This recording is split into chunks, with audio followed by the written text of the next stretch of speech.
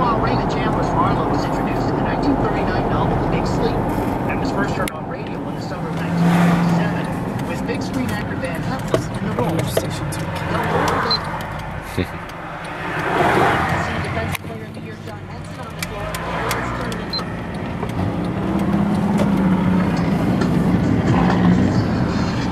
and with that, we say hello. Welcome to another live hour of Sports Center alongside Deuces Rogers. I'm Steve. What's up, guys? AC Car Shark back again. Back with the Flea Market Sundays, episode 19? I don't know. I think it's 19. I don't know. I forgot to check again.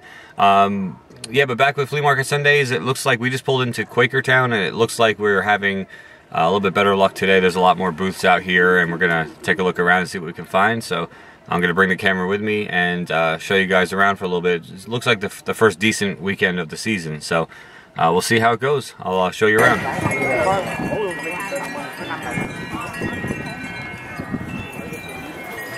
Socks and more. Shades and blades. Socks and more and shades and blades. Look at the baby.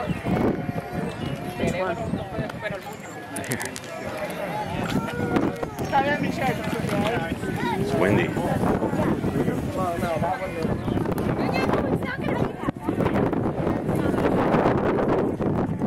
Alright guys, back in the game room. I apologize for the lack of footage from the actual flea market. I did get that one little sweeping shot.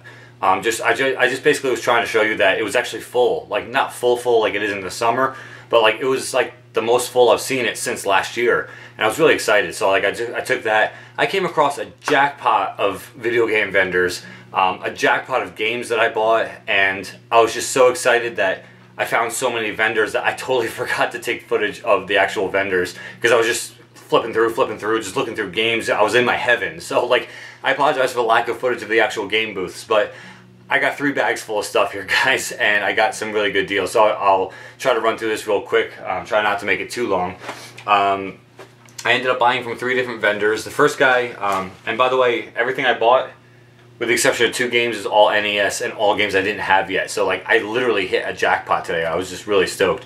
But the first guy I came across had a lot of games I didn't have, but he was charging an arm and a leg for them. Like, he had Mega Man 1, 2, and 3. I already have 2 and 3, but I needed Mega Man 1. So I was like, oh great, you know, and it was in a bin that said $4 and up. So I'm like, oh, but, you know, even if it's like 10 bucks, I'll pick it up. I take it out of the bin, it had like a $25 price sticker on it, which is good. I mean, it's worth that, give or take 20 bucks or so and whatever, but I mean, at a flea market, you don't expect to pay retail. You don't expect to pay that. You're looking for deals, not for what it's worth. You're looking to get a game for 10 that's worth 20, not vice versa. So I left it there. I couldn't pick it up. There's a couple games I had to leave behind just because on the first booth they were just either priced. The guy knew what he had and he knew how much they were worth and he was pricing them accordingly. And I'm not going to be the one who pays that kind of price for it. I'm looking for the deals, not the retail price. So. And then at the last booth, my normal game guy, the guy that that I always go to, he was there, and he had a slew of games I didn't have. But I mean, if I had bought everything I wanted, it would have been a couple $100 worth of games, and I don't have that kind of money to spend every time I go there. So I had to kind of keep it within a budget. So anyway, so the first guy, I bought, where is it? One game that was not part of like the he had a deal going on. I think it was 5 for 10. So 5 games for $10, $2 a piece. The only game I didn't buy that was part of that. Somehow I don't have this game already. It was marked $5. I figured that was a fair price. Double Dragon 1. I had Double Dragon 2 and Double Dragon 3. Somehow I never had Double Dragon 1. So for $5, it's a classic and it was in really good shape. I figured I would pay that. That's not a big deal. And then the rest of the games I bought it was the 5 for 10. So they're $2 a piece. First game I have is Legend of Cage. And again, these are all NES. Next one up is Athletic World. This one I think I have both games singly, but not as the 2-in-1 cart. And it's a little marked up with some marker, but the spine is perfect, so that's really what I care about for the shelf. Super Spike V-Ball and Nintendo World Cup Soccer. So as you can see, there's a lot of writing here. It's crossed out in the back there. But if you look at the spine, it's looking, if I can get that to focus for you. There you go. The spine looks really, really good. So really, when you have it up on the shelf, that's really what you're looking at. That's what I care about. So But I know I've got Super Spike V-Ball. I'm pretty sure I have World Cup, again, singly, but I don't have the double cart, so that was kind of cool. Next one I picked up is Swords and Serpents by Acclaim. Swords and Serpents. This one I actually almost picked up when Pixel Sandwich was out here, and I didn't pick it up. It was complete in box, but I had picked up a couple of other games instead, and I hadn't found this game, even cart only, I hadn't found this game since last May, so like going on a year. But that is Bo Jackson Baseball. And I'm sure it's crappy, and I'm sure it's like not even worth playing, but you know, again, I need it for the collection, and I passed it up the first time I saw it, and I hadn't found it for almost a year, so I made sure I picked that one up. Next one is it's actually a Power Glove game, which obviously I won't be able to play because my Power Glove's not complete, but I really don't care. But it's Bad Street Brawler. I don't know why it's not focusing today, but... And then I picked up Time Lord for the NES, obviously. World Class Track Meet for the Power Pad, which... I got a story about that. I don't have a Power Pad, but again, I'm not looking to play it. That's a collection game. Xenophobe.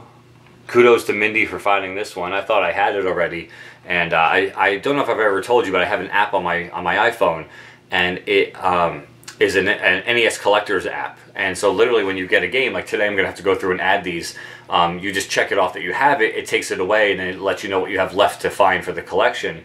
And I was like, I have Xenophobe, I know I've got that game. And she's like, I don't think you do. How she knows, I don't know, because I've already topped 400 games now for the NES. And she's like, you don't have it, check your app. I checked my app, I didn't have it. So I was like, well, good job, Mindy. I was like, I didn't even remember that. And then the last game I picked up was Hydlide. And that was the last game from the first vendor. I'm sorry, it was not. That stack, and then I picked up one more thing. I gotta take everything out of the bag here. Hold on one second. But, so I thought I was done, and then I saw this, and I was like, I need to pick this up. It's the Mario Bros. Duck Hunt Track Meet, World Class Track Meet triple cart. And it was marked $8. So I was like, $8, that's not too bad. It's a rare game, right? I'm joking, guys. Don't believe that. It was $8 because it actually came with the Power Pad. This game is worth like 99 cents, if that. I just wanted to try to kind of fool you. I probably didn't work, but whatever. But it came with the game. I already have this game. If you guys need this game for your collection, let me know. Trade, whatever, you know, I'll put it up there for you guys. But the main part was that it came with the Power Pad, which I don't have. I've got pretty much almost every accessory other than this. And the fact that it came with the official Power Pad, and obviously the game came with it. Again, I don't really care much about the game. That's just going to go up on eBay or for trade or whatever. But the Power Pad. So I got the Power Pad and that whole stack of games I just showed you for $35. All those games and the Power Pad, $35. You can't beat that. The one thing I thought was ridiculous was he had a Rob the Robot sitting there. I've already got 2 Rob the Robots, don't need it. Someone went up and was interested in it, and he said, how much do you want for the robot? He was charging $60 for the robot. He's like, it works, it works. And the guy's like, does it have all the parts? He's like, no. Well, how do you know it works if it doesn't have all the parts on it? So the guy obviously didn't buy it for $60. I mean, I got my one off of eBay for $20 before I could find one in the wild, and then I found one at Quakertown for $5. So I mean, I spent $25 for 2 Rob the Robots. He was charging $60. I'm like, you're not going to get someone to buy that, but whatever. So I'm sorry. I have one more game. Tecmo NBA Basketball. I forgot that one. That was from the first guy as well. And then I moved on, and literally the next booth over was a guy just had some random video games, not a video game vendor. He just had some games, DVDs, stuff like that. I bought 3 games. Was a little bit pricey, but I really wanted the 3 games he had, so it was $8 for 3 games. So it was like, it was like okay, but not great. Robo Warrior for the NES. He charged me $4 for that. That's a little pricey. Actually, it's probably a lot pricey, but it was the only game he had in his NES box that I didn't have, so I was like, I just wanted it. So, and then he had 2 Atari games, and I'm looking to get an Atari 7800. I've got my 2600, but it doesn't really work too well, and I really just have that for the collection standpoint. The 7800 is actually usable because it's backwards compatible with 2600 games, so you can actually play them all on the 7800. So I figure if I'm going to hook up one system to play all of them, it would be better off. But anyway, for the Atari 2600, I had these 2 games as a kid, and I loved them. The one is terrible. One I still play to this day on the emulators online. The one that's terrible, I just remember having as a kid and I wanted it, is called Kangaroo. And that's for the Atari 2600, if you can clear up focus. There we go. 2600 Kangaroo. Really, really, really bad game, guys. I don't recommend it. I got it for the nostalgia factor. Honestly, that was really all I bought it for. As a kid, I played this game for hours. I used to love it. So, and the game that I played for hours as a kid, and I still play online on what do you call it? RetroUprising.com, and that's for the Atari 7800. Started out as an arcade game, got ported to the Atari. That game is Food Fight. I absolutely recommend this game to anybody who has an Atari 7800. It's absolutely just one of the best games. It's very simple. You're this guy named Charlie Chuck, which is this guy right here, Charlie Chuck. And you have a bunch of chefs coming after you, trying to attack you and throw food at you. And if you get hit by any food or you touch one of them, you're dead. And you basically have to pick up food and hit them with it to clear your way to an ice cream cone at the other side of the board. And as you go, it gets faster and faster, and it's a very, very simple game, but it's addictive as hell. It's a lot of fun. If you guys have access to an Atari 7800, or, you know what, just go and sign up for Retro Uprising, guys. They have all the Atari games on there. You can play, I'm pretty sure they have Atari games on there, now that I think about it. But go check it out, because, I mean, you can play it on there for free. Just an amazing game, guys. But $8 for those three games. It wasn't really the greatest of deals, but like I said, for the games I got, I'll take it. So anyway, so that was that, and I was like, wow, I did well today. You know, I paid basically $40-something for all those games, and then I see that my normal guy Steve is there, and I'm like, oh shit. I'm like, here we go. Like, because I know he always has a slew of games, and he had a slew of games, and I picked up a slew of games. So let me take them out of the bag here. And we'll go through these, and then I'll stop boring you guys, and you can move on to your next YouTube video. But all right, he had a table with games that were a little bit more rare and a little bit more expensive, not just his like $2-3 bin. And I could have probably dropped $100 easy just on that table alone. He had a lot of games I didn't have, but they're all ranging from $6 up to probably $20, based on the rarity level. And as much as it killed me to leave them behind, I just couldn't drop that much money, because I'd already spent $40-some odd. I wasn't looking to spend another $100, $150. So I had to cut it off at some point. But I did pick up 3 games based on the fact of ones I really have never seen in the wild before, and the fact that the prices were good. So the first one I picked up was marked $7. That game is called Kiwi Craze. And that's the little dude right there. If you remember the game Ivy the Kiwi for the Wii, for the Nintendo Wii, I believe it was actually loosely based off of this, if I remember correctly, because you play as a little bird in both of them. But Kiwi Craze, I don't know, it looks like a good time, so I picked it up for $7.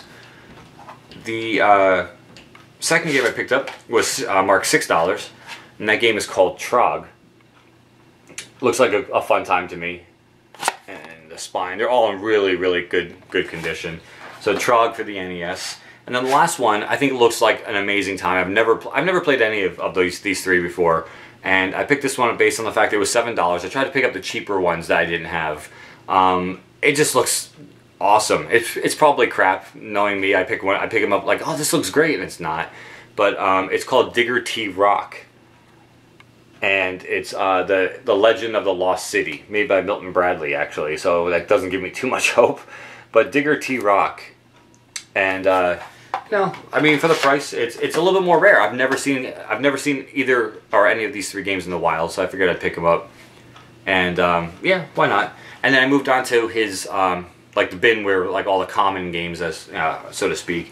And he raised his prices a little bit. They're now $4 a piece, and I think it's like 3 for $10. But because I go there all the time, he gave them to me for $3 a piece. So $1 off each. That's not too bad. So these are all $3 a piece. First one is WCW Wrestling with the Road Warriors on the cover there. The second one I picked up is Archon, I think it's called, or Archon. I'm not really sure how you say that, but whatever. This one was a favorite of mine as a kid. I rented this one a lot. It's actually made by Rare, I think. Yeah, Rare. High Speed Pinball. I always loved the pinball games when I was a kid. So the next one up is Stinger. There you go, Stinger. Infiltrator. And then hopefully this is, I'm sure this is probably a bad game. Any game that usually ties in with a movie is typically bad, with the exception of like a few. Predator, Arnold Schwarzenegger in his prime. Most of them are pretty bad, like Last Action Hero, RoboCop. I think RoboCop was okay. Back to the Future, terrible. Karate Kid, terrible. I mean, usually the movie games are pretty bad. And then along those same lines, movie games, Gremlins 2 for the NES. Again, $3 for that game. This game just looks terrible just based on the picture. Mad Max just looks absolutely just terrible. Next game up is Desert Commander. I've never come across that in the wild at all, so that was pretty cool. Spelunker for the NES. Data East should be a good game. I remember this in the arcades. Heavy Barrel. That looks like a good time. And the last one I picked up is Gradius for the NES. So I'm not really sure how many games that is. That looks like give or take 20, 25 games easy. Well, let me look. 2, 4, 6, 8, 10, 12, 14, 15, 16, 18, 20, 22, 24, 20. About 30 games and a power pad. 31 games and a power pad. I think I dropped about $100 total for the whole day. I mean, you can't beat that. I mean, what a successful return to the flea market season. I mean, I'm still not up to going every week just yet, but what a successful return to Quakertown and to the flea market. I mean, I couldn't have asked for a better day and better finds. It was just amazing. And there were so many more I could have picked up if I just had like unlimited money. If I just, every time I reached my wallet, it was an extra $100 bill every time. I could have came home with probably 60, 70 games easy, but you have to be smart when you're collecting and you're paying for these things. So I tried to get the best deals I could get. I think I got some pretty good deals. I mean, you figure when you cut it all down, 31 items at $100, it's about give or take $3 an item. $3.50 an item. Including a power pad. I mean, you can't beat that, guys. So, pretty successful return to Quakertown, guys. Hopefully you enjoyed Flea Market Sundays episode number 19. Again, guys, don't forget about Shark and Pixel. We do have a podcast up and running. Episode 2 is now posted. We are on iTunes. It's official. Just go under the podcast and search for the Cynical Pixel Show. It will come up. It's free. Subscribe. It'll automatically download to your phone or iPod when you connect it to your iTunes.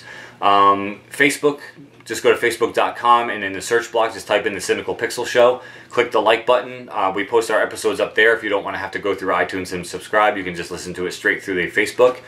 And so far so good. I believe we're up to about 16 or 20 people subscribing to the podcast, and we have episode 1 I believe was up to 70 downloads, 70 listens. Episode 2 has been up for a day, and I believe it's up to 15 or 16. I uploaded it yesterday, and it's up to about 16 listens so far as of this morning. It's probably a lot more, or not a lot more, but it's more by now.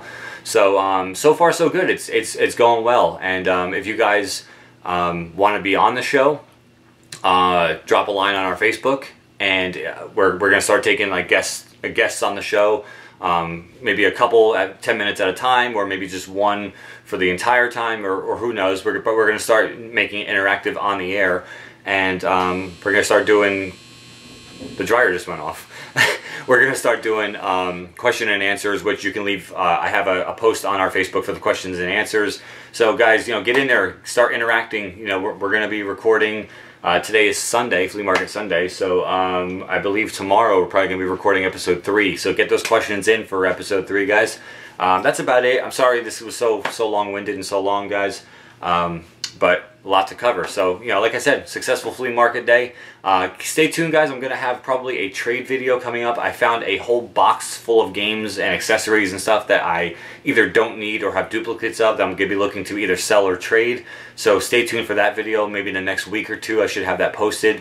And maybe we can work out some cool trades and or just, honestly, just, if you want to just buy them, we can do it that way too. So I'm going to be looking to give you guys first crack at it before I go to eBay and just sell it to a stranger. So I'd rather see you guys get them. So I'll give you guys first chance for like a week or so, and if they don't go through that, then I'll pop them on eBay. So stay tuned for that video, guys. Till next time, AC Card Shark. Take care.